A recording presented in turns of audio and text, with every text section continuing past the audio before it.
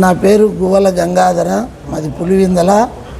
నేను దాదాపు ఇప్పుడు సంవత్సరం కావస్తుంది ఒక ప్రాపర్టీ మేము ఏం పేరు అతని పేరు రాజేష్ అనే అతనిది అనంతపురంలో కొన్నాము మేము.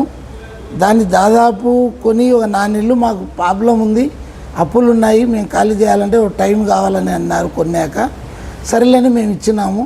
ఆ తర్వాత దాదాపు ఒక 7-8 మందితో ఒక నెల 15 రోజులు కావాలని, టైం కావాలని, ఖాళీ చేయాలంటే అని అడిగినారు. మళ్ళా తర్వాత లాస్ట్లో బల్జ సంఘం అని వాళ్ళందరూ మొత్తం 30 మంది వచ్చి సంతకాలు పెట్టి వాళ్ళు 1.5 నెలలు తీసుకున్నారు టైము. మళ్ళీ అది అయినాక సిపిఐ వాళ్ళు, ఇది బల్జ సంఘంది, అది అయిపోయినాక సిపిఐ వాళ్ళు ఒక 2 నెలలు టైం అడిగినారు.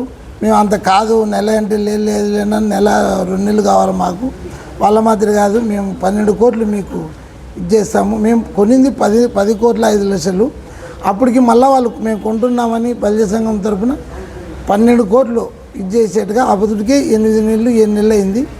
అప్పటికి ఇచ్చేట్టుగా మాట్లాడి వాళ్ళే పెద్ద మనుషులుగా అందరూ కలిసి సంతకాలు పెట్టినారు దాంట్లో లెటర్ ప్యాడ్లో. అది అయిపోయిన తర్వాత మళ్ళీ ఓ 2 నెలలు కావాలని, ఇది కావాలని ఎవరు సిపిఐలు దానికి 2 నెలలు కావాలా గట్టిగా, మేము వాళ్ళ మాదిరి కాదు అని అదే 12 కోట్లు ఇస్తాము, మేము ఎక్కువ ఇవ్వలేము వడ్డీ గిడ్డి దానికంటే సరేలే అని చెప్పాము. లేదంటే ఆ 2 నెలల తర్వాత కంపల్సరీగా మేము ఖాళీ చేసి వెళ్ళిపోతామండి. నిన్న నెలాఖరికి అయిపోయింది టైం కూడా, మనం ఆ వీడియో కూడా ఉంది. మేము మళ్ళీ నిన్న నెలాఖరి టైం అయిపోయినాక 1వ తేదీ మార్చి 31 వాళ్ళకి అయిపోయింది. మళ్ళీ 2వ తేదీ 1వ తేదీ వచ్చి మేము వాళ్ళ సోమాలని వాళ్ళకి బయట వేసుకోండి అని చెప్పి వాళ్ళని కూడా ఇది చేయించి వాళ్ళతోనే వేపించి బయట మనం కీసేసుకొని బయటకు వచ్చినాము. అది జరిగింది పరిస్థితి. మేము దొంగగా ఉండలేదు, ఇది ఒరిజినల్ ప్రాపర్టీ, మేము ఏ కబ్జాలు చేయలేదు, ఎక్కడ లేదు. పోలీస్ డిపార్ట్మెంట్ కూడా 4-5 తెలియజేసినాం. అన్ని వాళ్ళు కూడా పేపర్లు చూసినారు.